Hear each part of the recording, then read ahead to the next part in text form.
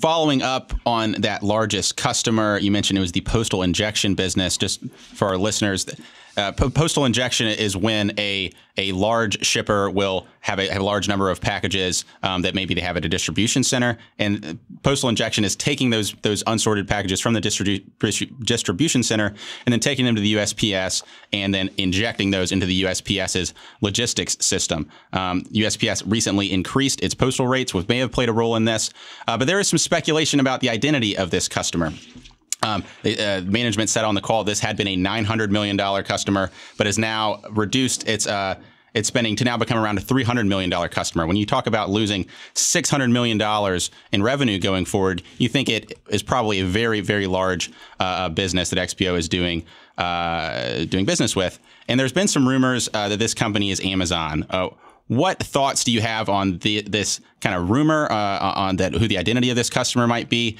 And if it is Amazon, what are your thoughts on the idea of XPO losing this business moving forward? Yeah, I think the speculation that this is Amazon is pretty much on par with sort of the speculation that in previous filings, individual one might be Donald Trump, right, for instance. It's not stated, but really, there is no other possibility that can be.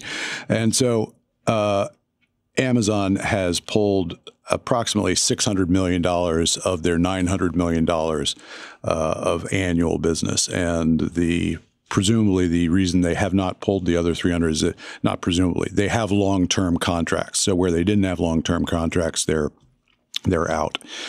And assuming, given the 99% probability that this is Amazon, why'd they do that? Well, they have been staffing up for bringing logistics business in-house, and so this was not a shock. This was not a shock that this was going to happen or would very likely happen someday.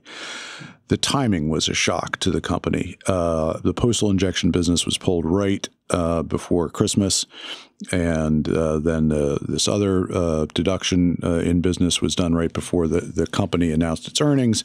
And why might Amazon have done this? The speculation includes, and let's underline that this is speculation, a fairly high-profile hire for XPO. Their new COO had been at Amazon and was pretty useful guy at Amazon. Maybe this is retribution for that, and I can't say anything other than that's speculation. And if that's the case, then you don't look at this as having failed to serve a big and important customer in the right way, as much as having risked put the business at some risk that Amazon might do this by hiring away somebody, and having now seen that risk come up into reality. So I don't know that I would excuse Amazon or XPO, for the consequences of the action if it was predictable.